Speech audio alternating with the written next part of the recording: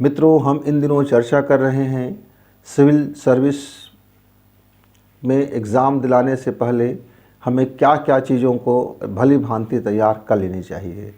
तो आज का हमारा जो है सब्जेक्ट है, संवाद है, उसका एक पक्ष है उत्तर लेखन। जब आप आंसर लेखन करते हैं तो हम कैसे करें, कितना उत्तर लिखें, कैसे उत्तर लिखें। तो मैं उनको एक भाषा में कहूँ तो आपको स्मार्ट आंसर देने का तरीका सीख जाना चाहिए, चाहे वह बोलने में हो, चाहे वह लिखने में हो। यदि आप एक स्मार्ट आंसर सीख जाते हैं तो ये आपके इंटरव्यू में भी काम आता है, ये आपके मुख्य एग्ज़ाम में भी काम आता है, मेन परीक्षा देते समय आपका तो काम है, बहुत उपयोगी तो ही है, बहुत उपयोगी है।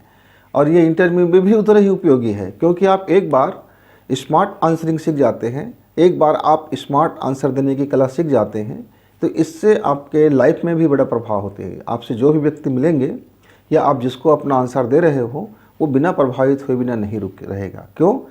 क्योंकि यदि आप उत्तर कुछ भी देते रहते हैं मित्र, तो आदमी को फिर वो सही नहीं लगता। तो इसमें कौन कौन सी तत्व होनी चाहिए, कौन कौन सी बातों का हम ध्यान रखें। तो पहला तो ये है कि आपका जो आंसर है उसकी शब्द सीमा का ख्याल रखें। जो शब्द सीमा दी जाती है, मान लीजिए मसलन 200 शब्द है या 250 शब्द है, तो आप 250 शब्द है तो आप थोड़े से आगे या पीछे कर सकते हैं, लेकिन ठीक है, परफेक्ट हम 250 शब्द गिन के नहीं लिखते हैं, लेकिन औसत मान लेते हैं कि चलो हमने भाई एक लकीर में 6 शब्द हमने लिखा, 7 शब्द औसत आ गया, तो कितने में 250 शब्द हो जाएगा। तो गिनते फिरेंगे तब तो बहुत समय नुकसान होगा, हम गिनते रहेंगे तो बहुत नुकसान होगा। तो फिर क्या करें, करना तो है आपको। तो पहला है शब्द सीमा का ख्याल रखें, और दूसरा क्या है, लिखे जाने वाली जो हमारी राइटिंग है वो सुवाच्य हो, साफ सुथरा, सुंदर, इतना सुवाच्य हो कि पढ़ने वाले को यानी कि मूल्यांकनकर्ता को वो अपनी ओर प्रभावित कर ले, आकर्षित कर ले। जब हम आंसर लिखें तो हमारा हर आंसर अपडेट हो, अप टू डेट हो और सुंदर हो, आकर्षक हो। तो सुवाच्य लेखन आपको अभ्यास करना होगा। फिर तीसरा क्या है, हम जो हमारा लेखन का भाषा हो, चाहे वो हम हिंदी में लिखें, इंग्लिश में लिखें, कन्नड़ में, मलयालम में, तेलुगु में, कहीं भी हो, सिर्फ राइटिंग आपका लिपि बदलता है, कलाएं नहीं बदलती, लिपि बदलती है कि आप कौन सी लिपि में लिख रहे हो। तो उस लिपि में आपका जो राइटिंग होगा सुंदर हो। साथ साथ जो भाषा इस्तेमाल करते हैं, यानी कि आप उत्तर कैसे शुरू करते हैं, उस उत्तर में कैसे भाषाओं का इस्तेमाल करते हैं, इसके ऊपर भी बहुत निर्भर है। आप बहुत ज़्यादा क्लिष्ट भाषा का उपयोग करेंगे तो हो सकता है मूल्यांकनकर्ता को बात समझ में न आए, और आप बहुत ज़्यादा चालू भाषा का उपयोग करेंगे, जो चलती भाषा है, जो हमारे दैनिक जीवन का जो लैंग्वेज होते हैं, आप उनका भाषा का इस्तेमाल करोगे तो भी उनको लगेगा कि भाई इनको तो इसकी गंभीरता ही विषय के पता नहीं है, ये इतने ऊंचे ओहदे के लिए अपना तैयारी कर रहे हैं और इनकी भाषा तो बिल्कुल ओछा है। तो उस जो भाषा है उसके ऊपर भी बहुत निर्भर है। उसके बाद क्या है, आपका अनुपात सही हो, यानी जब आप अपने पक्ष में बात रख रहे हो, तर्क रख रहे हो, तो तर्क आपको दोनों पक्ष में रखना होगा कि जो आपका आंसर है वो सकारात्मक पक्ष में आपने रखा बात, और उस थोड़ी बात हर नकारात्मक पक्ष में आपने बात रखा। कैसे नकारात्मक पक्ष में, मान लीजिए मेरे गांव तक एक शानदार सड़क ला दिया गया है, तो शानदार सड़क ला दिया गया है तो उसका 100% सकारात्मक पक्ष नहीं होगा। विकास के लिए तो अच्छी बात है, विकास के लिए अच्छी बात है, हमारे उसमें विकास है, तरक्की है, तो उसका 70% 75% सकारात्मक पहलू हो गया। लेकिन उसमें 25% कहीं न कहीं नकारात्मक पहलू भी शामिल होते हैं। तो हमारा यही प्रश्न, जो भी तार्किक प्रश्न होते हैं उसको आप पढ़िए, और उसमें देखिए आप आंसर देते समय अपने अनुपात को बनाए रखें। तो आपको यह याद रखना है कि हमको इस आंसर में अनुपात को कैसे बना रखना है। फिर क्या है, आप जब भी कोई उस आंसर को, उस उत्तर को लिखते समय आपको जो प्रमाणित करना हो कि आपका उत्तर सही हैं। कई हमारे मित्र क्या करते हैं, अपने उत्तर को साबित करने के लिए एक से अनेक संदर्भ को लिखते चले जाते हैं। कई बार तो कुछ इतने ज़्यादा संदर्भ लिख देते हैं कि आगे उसको लिखने के लिए जगह यानी समय की कम पड़ जाती है। तो संदर्भ, कुछ प्रश्नों में एक से अधिक संदर्भ की आवश्यकता होती है। कुछ प्रश्नों में एक संदर्भ दे करके ही हम अपना उत्तर लिख सकते हैं। कुछ प्रश्नों में संदर्भों की ज़रूरत नहीं पड़ती। तो प्रमाणीकरण भी जरूरी है आपके आंसर में, और प्रस्तुतिकरण। इसके बाद क्या नंबर आता है, प्रस्तुतिकरण का। आप उसको कैसे परोस रहे हैं, कहाँ से आप शुरू करते हैं, कौन से शब्दों से शुरू करते हैं, और उसका अंतिम वाक्य आप कौन से लिखते हैं। जब उस मूल्यांकनकर्ता जब पढ़े तो पहले लकीर में जो प्रभावित हुआ है, आपका पहले वाक्य में जो प्रभावित हुआ है, वह प्रभाव उनका, वह जादू आपका बना रहे आखिरी वाक्य तक। जब यह शुरू से आखिर तक एक बंधा हुआ शब्द होगा, शब्दों का एक शानदार बढ़िया चीज़ होगा, प्रस्तुतिकरण अच्छा होगा, तो हम इसको बोलते हैं स्मार्ट आंसरिंग। हमारे कुछ मित्र क्या गलती करते हैं, मान लीजिए उसको याद है, बहुत सारा ढेर चीज़ पढ़ रखे हैं, बहुत सारा ढेर चीज़ याद रखे हैं, अब वो क्वेश्चन, वह प्रश्न दूसरे तरीक़ा से आ गया। वो प्रश्न आया तो है पर उसका उत्तर बिल्कुल नहीं है। जिसने याद किया है, तैयारी किया है, कोचिंग में बात हुई है, वह प्रश्न उस संदर्भ में बिल्कुल नहीं है, लेकिन उस प्रश्न का दूसरा फॉर्मेट में आ गया है। अब इनका याद तो पहले फॉर्मेट में है। अब क्या कर रहे हैं हमारे मित्र, उसी उत्तर को लिखते जा रहे हैं, पूरी समय उस पर खपा दिए और सोचेंगे कि हमको इसका आंसर का नंबर मिलेगा। नहीं मित्र, तो हमने क्या सीख लिया, जो 5 बातें हैं, इन 5 बातों का हम लगातार प्रतिदिन, प्रति सप्ताह, मासिक रूप से हम लगातार लेखन करके मूल्यांकन करते रहें अपना, कि हम जब किसी प्रश्न का उत्तर देते हैं तो हम कैसे लिखते हैं। आप क्या करते हैं कि आपका जब कोई कोचिंग सेंटर में कोई क्वेश्चन दे देता है तो आप उसको आंसरिंग करते हो, ठीक है, वहाँ भी आप आंसरिंग कीजिए, वहाँ भी उत्तर लेखन कीजिए, पर आपको घर में भी उत्तर लेखन करना चाहिए। कैसी उत्तर लेखन करनी चाहिए, आप एक मनगढ़ंत प्रश्न बना लीजिए। जब कोई अपने मन से एक मनगढ़ंत प्रश्न बना लीजिए और उस प्रश्न को कागज़ पर लिख लीजिए, और लिखने के बाद आप अपनी घड़ी स्टार्ट कीजिए, स्टॉप वॉच तैयार कर लीजिए। आजकल तो मोबाइल में सब स्टॉप वॉच है, और उसके बाद आप अपना उत्तर लेखन शुरू करें।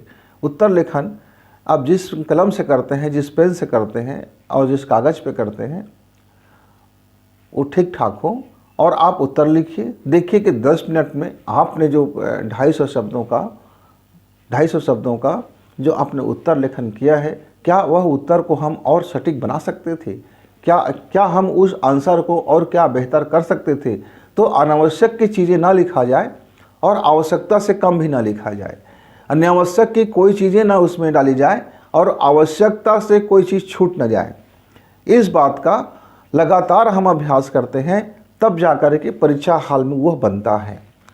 एक दिन का वह बात नहीं है, एक दिन की मसला नहीं है कि हमने ये रट लिया कि परीक्षा लेखन में शब्द सीमा का ध्यान रखें, शब्द का विस्तार का ध्यान रखें, हमारा परिधि बहुत बड़ा ना हो, अनुपात का ध्यान रखें, संतुलन बना के रखें, और कोई गैर प्रमाणिक चीज़ ना लिखें, सारा चीज़ प्रमाणिक हो, भाषा भी सुंदर हो, भाषा में अनर्गल चीज़ को प्रलाप ना हो, और प्रस्तुतिकरण भी एक बेहतर हो। हमने रट तो लिया पर अभ्यास नहीं किया, डेली अभ्यास नहीं किया, दैनिक अभ्यास नहीं, तो फिर आपका परीक्षा हाल में कैसे होगा, कैसे आप टाइम पर मैनेज करोगे, कैसे समझोगे कि आपकी भाषा सही है, कैसे जानोगे कि आपका प्रस्तुतिकरण बहुत बेहतर है, कैसे जानोगे कि आपकी परिधि ठीक ठाक है, कैसे समझोगे कि आपका अनुपात और संतुलन सही बैठ रहा है। तो मित्रों, इसके लिए आपको प्रतिदिन आपको अभ्यास करना सीखना होगा, प्रतिदिन लेखन को सीखना होगा, और प्रतिदिन आपको अपने गति का ध्यान रखना होगा। मसलन मान लीजिए आज मैं 15 मिनट में जितने प्रश्न को मैंने लिखा, प्रश्न के उत्तर मैंने किया, मुझको अगले दिन कम से कम 14.5 मिनट में उसको कंप्लीट कर लेनी चाहिए। हम फिर अगले दिन थोड़ा थोड़ा ऐसा करते करते हम अपनी गति को बढ़ाएं, क्योंकि जब हम गति में लेखन करते हैं तो कई बार हमारी जो राइटिंग होती है बिगड़ जाता है, कई बार हमारी भाषाएं बिगड़ जाती है, कई बार हमारा प्रस्तुतिकरण बिगड़ जाता है, कई बार हमारा जो शरीर में पूरी तरह से हाथ में दर्द हो जाता है और मस्तिष्क उस काम करना बंद कर देता है। तो मित्र, आप उसको टाइमिंग को आप बिल्कुल कंट्रोल करने के लिए धीरे धीरे आप अपनी गति बढ़ाते जाएं। और आप जब 10 महीना में हो जाएं, यानी 12 माह या 12 माह तक आप तैयारी कर रहे हैं, तो आप 12वें माह में आपकी लेखन की गति इतनी होनी चाहिए कि जब कोई इन समाचार चल रहा है तो उस समाचार को आप सुनते जा रहे हैं और सुवाच्य लेखन लिखते हैं। आप अपने तरीके से आप अपना तरीका निकाल लीजिए, क्योंकि हर व्यक्ति का अपना एक तरीका होता है, हर व्यक्ति का अपना एक तरीका होता है, वो किसी दूसरे का नकल नहीं कर सकता। और एक चीज़ जो 6वां पॉइंट मैं आपको बता रहा हूँ, जब आप उत्तर लिखें तो उसमें आपकी मौलिकता नज़र आए। आप कहोगे हम इतने सारे आंसर में अपनी मौलिकता कहाँ से लाएंगे? आपको अपने विचार नहीं डालना है।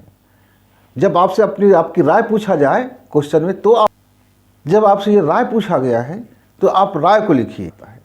तो राय भी दें तो आप हवा में फेंकने वाली राय ना दें, और राय भी ऐसे ना दें जो बिल्कुल अव्यवहारिक हो, जादू की छड़ी वाली राय ना दें, चमत्कार में कुछ कर देते ऐसा वाली राय ना दें। व्यवहारिक राय दें, व्यवहारिक राय दें। व्यवहारिक राय देने से आपका उत्तर होगा वह स्मार्ट होगा। तो ये तो हमको क्या करना पड़ेगा? प्रतिदिन अभ्यास करना पड़ेगा, और हर सप्ताह आपको इसका विश्लेषण भी करना पड़ेगा। हर सप्ताह कि आप एक सप्ताह में 6 दिन में आपने अपनी लेखन 6 दिन में कितने प्रश्नों का आपने अभ्यास किया, उन प्रश्नों में कितने प्रश्न आपके याद थे और कितने नकल थे, और उस नकल में आपने अपनी कितनी मौलिकता मिला दिया। प्रत्येक मानव में अपने उत्तर को देने के लिए ईश्वर ने उसको एक मौलिक चीज़ दे रखा है, उसकी अपनी एक कैपेसिटी दे रखा है, एक कैटेगरी दे रखा है, उसकी अपनी एक शैली दे रखा है। हर मानव अपने शैली के अनुसार ही उत्तर लेखन करता है। उस शैली को, अपनी कथानक को सुंदर बनाना आपकी जिम्मेदारी है। तो आप किसी की नकल ना करें, क्योंकि नकल करने से हम कुछ दिन तो कर लेंगे और फिर क्या होगा, वो हमें अतिरिक्त दबाव महसूस होगा, क्योंकि हम नकल ज़्यादा दिन तक नहीं कर सकते। नकल को शुरू से उतार फेंको, आपका मौलिकता उसमें नज़र आए, आपकी मौलिकता वाला उत्तर होगा। आप अध्ययन कीजिए, अध्ययन करने के बाद आप अपने शैली में अपना उत्तर लिखिए। तो क्या करना होगा? उत्तर लेखन में शब्द का और समय का दोनों का ख्याल रखें, और सीमा का भी ख्याल रखें। कितने परिधि में आप लिख रहे हैं उसको ध्यान रखें, अनुपात और संतुलन का ध्यान रखें, प्रमाणीकरण का ध्यान रखें कि कोई भी चीज़ आप उसमें अप्रमाणित ना लिखें, कोई भी प्रश्न में उत्तर में आप द्विधाग्रस्त उत्तर ना लिखें, आप किसी भी प्रश्न के उत्तर में शंकास्पद प्रश्न उत्तर ना लिखें। जिस उत्तर से आप स्वयं संतुष्ट नहीं हो रहे हो, अधूरा लग रहा है, ऐसे अधूरा उत्तर ना लिखें। और आप बार बार एक ही उत्तर को बार बार रिपीट करते हुए समझाने की कोशिश भी ना करें। कहने का मतलब, कहने का आशय, कहने का मतलब, कहने का आशय, ऐसा शब्दों का इस्तेमाल आप बचें उनसे। आप एक उत्तर को एक बार में आपने बता दिया, समझ में आ गया देगा। तो मौलिकता, प्रस्तुतिकरण, भाषा, अनुपात और संतुलन, विस्तार की परिधि, शब्द की सीमा और सुवाच्य लेखन और टाइमिंग पर लेखन, ये आपको, और कम से कम गलती करके लेखन, ये इसकी अभ्यास आप करेंगे। आप अभ्यास करते हुए जाएंगे तो आपका प्रश्न का उत्तर भी बनता हुआ जाएगा, याद होता हुआ भी जाएगा, और साथ ही आपका इंटरव्यू की तैयारी भी होता हुआ जाएगा।